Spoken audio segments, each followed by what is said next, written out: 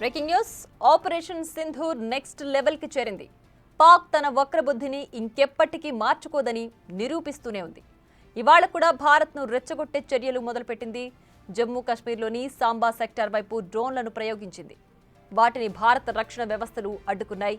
ఇటు రాజస్థాన్లోని పోఖ్రాన్ వైపు కూడా పాక్ నుంచి డ్రోన్ దూసుకొచ్చింది. దాన్ని గాల్లోనూ మన బలగాలు తునాతునకలు చేశాయి. అటు పంజాబ్లోని ఫిరోజ్పూర్ వైపు మరో డ్రోన్ రాగా భారత్ సమర్థవంతంగా అడ్డుకుంది.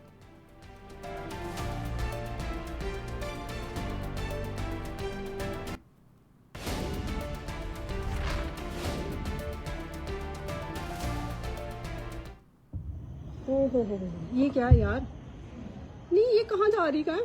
यू ये करके भेज रही है ना? हाँ? ये तो हवा में ही फट रही है। फट रही नहीं, बाहर ही जा रही है ये सारी। अच्छा देखो तो जा रही है यार। ये जा रही है यहाँ पास है यार। हाँ, ये देखना अभी।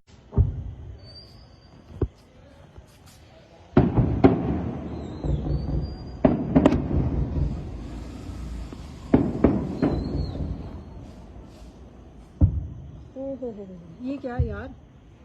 नहीं, ये कहाँ जा रही है? यू ये करके भेज रही है।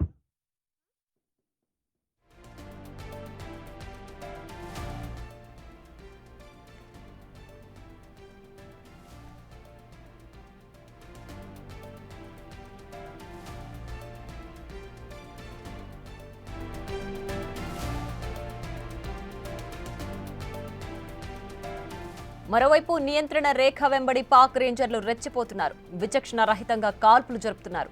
జనావాసాలను సైతం లక్ష్యంగా చేసుకున్నారు. పాక్ సైన్యం కాల్పులను భారత సైన్యం సమర్థంగా తిప్పికొడుతోంది. దీంతో ఎల్ఓసి వెంబడి మళ్లీ యుద్ధ వాతావరణం కనిపిస్తోంది.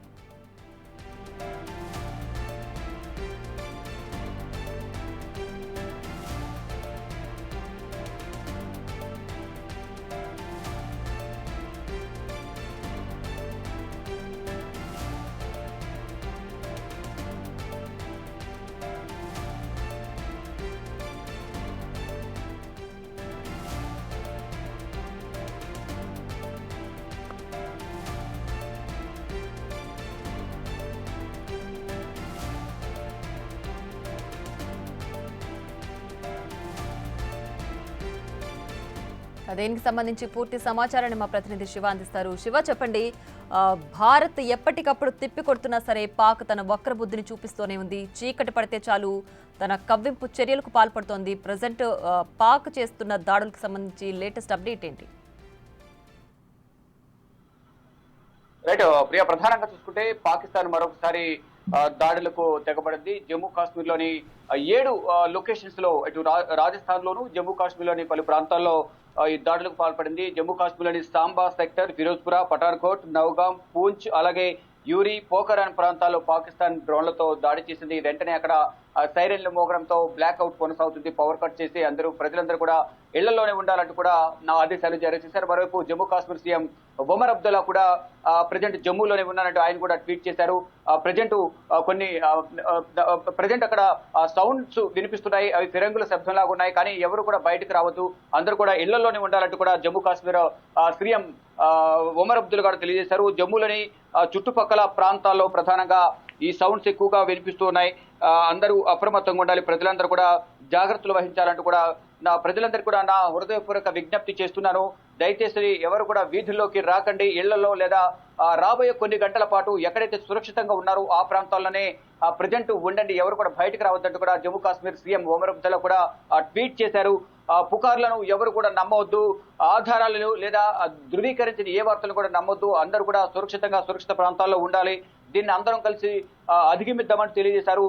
జమ్మూలో ఇప్పుడు అంతా కూడా బ్లాక్అవుట్ కొనసాగుతుంది. నగరం అంతటా కూడా సైరన్లతో మోత మోగుతుంది. ప్రజలందరూ కూడా సురక్షితంగా ఉండాలి, ఎవరు కూడా బయటకు రావద్దు, అందరూ లైట్లు ఆపుకుని ఇళ్లలోనే ఉండాలి, ఎవరు కూడా లైట్లు ఆన్ చేయొద్దు. లైట్లు ఆన్ చేయడం ద్వారా ఉగ్రవాదులు కానీ ఇటు పాకిస్తాన్ ఆర్మీ కానీ చేసే డ్రోన్ల దాడికి మనం బలవుక తప్పదు. చీకటిగా ఉంటే వారు గుర్తించడం అనేది చాలా కష్టతరంగా మారుతుంది. కాబట్టి ఎక్కడ దాడి చేయాలో వారికి తెలియదు. కాబట్టి కొంత వారు దాడి చేసే సమయంలోనే మన యాంటీ డ్రోన్స్ ఏవైతున్నాయి భారత్ సంబంధించిన S-400 కానీ మరోవైపు L-70 మరోవైపు ZUS ఏదైతే ఉందో 234 శిల్కా యాంటీ డ్రోన్స్ ఏవైతున్నాయి వాటి ద్వారా అటాక్ చేసి వాటిని గగనతలంలోనే చిత్తుగా వాటిని తునాతునకలు చేస్తున్న పరిస్థితి అయితే భారత్ వాయుసేన చేస్తుంది. కాబట్టి అందరూ కూడా ఎక్కడైతే సైరన్లు మోగాయో ఎయిర్ సైరన్లు వెంటనే అందరూ కూడా పవర్ అంతా ఆపేసుకుని అందరూ ఇళ్లలోనే సురక్షితంగా ఉండి ఏ ఒక్కరు కూడా కనీసం విండోస్ కానీ డోర్ కర్టెన్స్ కానీ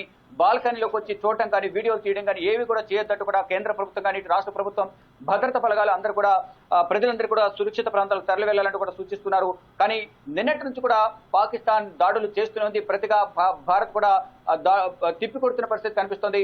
నిన్న ఇటు పాకిస్తాన్ లోని ఇటు క్రికెట్ స్టేడియం కానీ మరోవైపు లాహోర్ కానీ ఇటు ఎయిర్పోర్ట్ పరిసర ప్రాంతాల్లో డ్రోన్లను ప్రయోగించి భయభ్రాంతులకు గురి చేసినప్పటికీ కూడా పాకిస్తాన్ మాత్రం తన వంకర బుద్ధిని మార్చుకోవడం లేదు. దాడుల మీద దాడులు చేసి సామాన్య ప్రజలను ప్రాణాలను బలి తీసుకోవాలనే ఉద్దేశంతో ఈ డ్రోన్స్ ద్వారా ప్రయత్నాలు చేస్తుంది. డ్రోన్స్ ద్వారా దాడులు చేస్తుంది. ఇప్పటికీ 7 లొకేషన్స్ లో ఏదైతే జమ్మూలోని 7 లొకేషన్స్ లో మరోవైపు రాజస్థాన్ లోను దాడులు చేసింది. ఎక్కడికక్కడ ఏదైతే పాకిస్తాన్ భారత్ సరిహద్దుల ప్రాంతాలైన ఏదైతే బోర్డర్స్ ఏవైతున్నాయో ఆ రాష్ట్రాలకు సంబంధించి ఇప్పటికే కేంద్ర ప్రభుత్వం ఆదేశాలు జారీ చేసింది. ఆ రాష్ట్రాల సీఎంలకు సిఎస్లకు డీజీపీలకు కూడా ఇప్పటికే పలు సూచనలు చేశారు. ప్రతి ఒక్క ప్రాంతంలో కూడా మాక్ డ్రిల్ నిర్వహించండి. మాక్ డ్రిల్ నిర్వహించిన తర్వాత ఏదైతే సైరన్ శబ్దాలు వస్తే మాత్రం సైరన్ మోగించిన వెంటనే అందరూ కూడా ఇళ్లలోంచి బయటకు రాకుండా లైట్లు ఆఫ్ చేసుకుని ఇంట్లోనే ఉండాలి. పవర్ కట్ విధిస్తారు కాబట్టి ఎవరు కూడా బయటకు రావద్దంటూ కూడా ఆ సమీప రాష్ట్రాల సరిహద్దుల ప్రజలందరూ కూడా కేంద్ర ప్రభుత్వం ఆదేశాలు జారీ చేసింది. దానికి అనుగుణంగానే రాష్ట్ర ప్రభుత్వాలు కూడా కేంద్రం చెప్పే సూచనలు ఇంప్లిమెంట్ చేస్తున్నారు. ప్రియా రైట్ శివ, అయితే భారత్ ఎప్పటికప్పుడు అన్ని తిప్పి కొడుతున్నప్పటికీ పాక్ పదే పదే ఇలా రెచ్చగొట్టే చర్యలు ఎంతవరకు చేసే ఛాన్స్ ఉంది? అంటే ఇప్పటప్పట్లో పాక్ వెనక్కి తగ్గే ప్రసక్తే లేదా? అంత సామర్థ్యం లేకపోయినప్పటికీ మళ్ళీ మళ్ళీ ఎందుకు ఇలా చేయాల్సి వస్తోంది? ఎక్కడ పాక్ వెనక్కి తగ్గే అవకాశం ఉంది? రైట్, ప్రధానంగా చూసుకుంటే ఉగ్రవాద స్థావరాలే టార్గెట్ అనేది భారత్ చెబుతోంది. సామాన్య ప్రజలే మా టార్గెట్, హిందువుల టార్గెట్, సిక్కుల టార్గెట్ అంటూ కూడా ఇక్కడ ఉగ్రవాదులు జైషే మహమ్మద్ కానీ లష్కర్ తోయబా కానీ ఐసిస్ ఉగ్రవాదులందరూ కూడా దాడులకు తెగబడుతున్నారు. దానిలో భాగంగానే సామాన్య ప్రజలు ఎక్కడైతే ఉంటారో వారిని టార్గెట్ చేసుకుని ఈ డ్రోన్స్ ను ప్రయోగించి ప్రాణాలు తీయాలనేది కూడా ప్రధానంగా భావిస్తోంది. ఎక్కడైతే దాడి చేసి ప్రతి దాడి ఎదుర్కొంటుందో పాకిస్తాన్ మళ్ళా దాడి చేస్తుంది, భారత్ నుంచి ప్రతి దాడి ఎదుర్కొంటుంది. ఇలా దాడి చేయడం, ప్రతి దాడి ఎదుర్కోవడం, దాని ద్వారా మొత్తం కూడా పాకిస్తాన్ అసలు ప్రపంచ పటంలో లేకుండా భూస్థాపితం అయిపోతున్నట్టు కూడా నిపుణులైతే అంచనా వేస్తున్నారు. ఇలాగే కొనసాగితే యుద్ధం అనేది ఇలాగే కొనసాగితే కనుక, అంటే ఈ యుద్ధం అని ప్రకటించలేదు, కేవలం ఉగ్రవాద స్థావరాలపై దాడి చేస్తున్నామా అని మాత్రమే భారత్ ప్రకటించింది. కానీ పాకిస్తాన్ మాత్రం సింపతి గెయిన్ చేసుకునేందుకు సామాన్య ప్రజలపై కూడా డ్రోన్ ద్వారా దాడి చేశారు. 26 మంది చనిపోయారు, దానిలో చిన్నపిల్లలు కూడా ఉన్నారు. అందుకని మేము ప్రతి దాడి చేస్తామంటూ కూడా పార్లమెంట్ వేదికగా అక్కడ ప్రతిపక్ష పార్టీలకు సంబంధించిన నేతలు కానీ అధికార పార్టీకి సంబంధించిన ఎంపీలు చెప్తున్నారు. మరికొంతమంది ఎంపీలు అసలు యుద్ధమే రాకుండా ఉంటే బాగుండు, మనందరినీ అల్లానే రక్షించాలంటూ కూడా వారిని దేవుణ్ణి వేడుకుంటున్న పరిస్థితి కనిపిస్తుంది. కానీ ఇక్కడ పాకిస్తాన్ ఆర్మీ ఉగ్రవాదులు కంబైన్డ్ గా కలిసి ఇప్పుడు భారత్ పై దాడి చేసిన పరిస్థితి కనిపిస్తోంది. అంటే ఆర్మీకి సంబంధించి వారు ఉగ్రవాదులు చనిపోయిన తర్వాత ఆర్మీ ఉన్నత స్థాయి అధికారులందరూ కూడా అక్కడికి వెళ్లి అంత్యక్రియలో పాల్గొనడం కానీ వారికి నివాళులు అర్పించడం కానీ దాని తర్వాత పరిణామాలని కూడా చూసాం. కానీ ఇప్పుడు కూడా దాడుల ముసుగులో పాకిస్తాన్ ఆర్మీతో కలిపి ఉగ్రవాదులు కలిసి దాడులు చేస్తున్నట్టు కూడా కొంత సమాచారం అయితే అందుతుంది. ఈ నేపథ్యంలోనే డ్రోన్ల ద్వారా ముందుగానే ఏదైతే ఉగ్రవాదులు జమ్మూలో రెక్కి నిర్వహించి ఎక్కడెక్కడ ప్రజలు ఉంటారో, ఎక్కడెక్కడ ఏ స్పాట్స్ ఉంటాయి అక్కడంతా కూడా ముందుగా రెక్కి నిర్వహించిన నేపథ్యంలో ఇప్పుడు పాకిస్తాన్ ఆర్మీ అలాగే ఉగ్రవాదులు కలిసి భారత్ పై దాడులు చేస్తున్నట్టు దానిలో భాగంగానే జమ్మూలోని పలు సెక్టర్లో దాడులు చేసింది. మరోవైపు పాకిస్తాన్ కు అతిపెద్ద సరిహద్దు రాష్ట్రమైన రాజస్థాన్ లో కూడా ఈ డ్రోన్స్ తో అటాక్ చేస్తున్న నేపథ్యంలో భారత వాయుసేన కూడా డ్రోన్స్ ను ఆకాశంలోనే గగనతలంలోనే వాటిని పేల్చేసే పరిస్థితి ప్రజెంట్ కనిపిస్తుంది. ఎక్కడ కూడా వాటి ప్రభావం భూమిపై లేకుండా చేసే విధంగా కూడా భారత వాయుసేన కానీ భారత భద్రతా బలగాలు వారి దాడిని తిప్పికొట్టిన పరిస్థితి కనిపిస్తోంది. Right Shiva, thanks for updates. Right, ఇక ఆపరేషన్ సింధూర్ నెక్స్ట్ లెవెల్ కి చేరింది. అందరూ అనుకున్నట్లుగానే పాక్ తన వక్ర బుద్ధిని ఇంకా మార్చుకోవట్లేదు. చీకటి పడగానే డ్రోన్లతో దాడి చేయడానికి సిద్ధమైపోయింది. సో చీకట్లో అయితే చాలా ఈజీగా ఉంటుంది, టార్గెట్ని కనుక్కోలేరు అనే విధంగా పాక్ వ్యవహరిస్తోంది. అయినప్పటికీ కూడా భారత్ ఆర్మ్డ్ ఫోర్సెస్ ఎప్పటికప్పుడు కూడా పాకిస్తాన్ చేస్తున్న డ్రోన్ దాడిని గగనతలంలోనే తునాతునకలు చేసేస్తుంది. భూభాగం మీదకి కూడా రాకుండానే వాటిని ఎప్పటికప్పుడు ఎదుర్కొంటుంది. ఈ మొత్తం ప్రణాళిక అంతా కూడా పాక్కి తెలిసినప్పటికీ పదే పదే తన కవ్వింపు చర్యలు మానుకోవట్లేదు, తన వక్ర బుద్ధిని మార్చుకోవట్లేదు.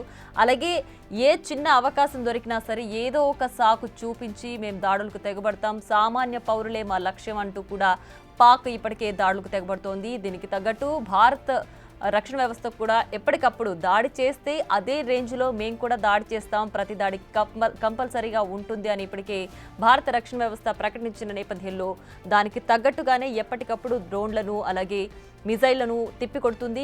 గగనతలంలోనే వాటిని తునాతునకలు చేసేస్తుంది. భూభాగం మీదకి వాళ్ళు చేసే మిజైల్ కావచ్చు, డ్రోన్ దాడి కావచ్చు, ఏది కూడా ఇక్కడికి చేరకుండానే అవి ఆకాశంలోనే ముక్కలు చేసే పరిస్థితి అయితే ప్రస్తుతం కనిపిస్తోంది. ఎంత రేంజ్లో పాకిస్తాన్ దాడి చేసినా అంతకు మించిన రేంజ్లో భారత్ తిప్పికొట్టే వ్యవస్థ భారత్ రక్షణ వ్యవస్థకి ఉంది. అది నిరూపించుకుంటుంది. అది తెలిసినప్పటికీ కూడా పాక్ ఇంకా కూడా తన వక్రబుద్ధిని మార్చుకోకుండా ఇలా రాత్రి అవగానే మళ్ళీ మనం ఇప్పుడు దాడి చేయడానికి మనం సిద్ధంగా ఉన్నాం, ఈ టైంలో అయినా కొంతలో కొంతైనా భారత్నికి నష్టం కలిగించే పని మనం చేయొచ్చు అన్న విధంగా పాక్ వ్యవహరిస్తోంది. మరి వీటికి చెక్ పడే అవకాశం ఎప్పటి వరకు ఉంటుందో మనం ఇంకా వేచి చూడాల్సిన పరిస్థితి ఉంది.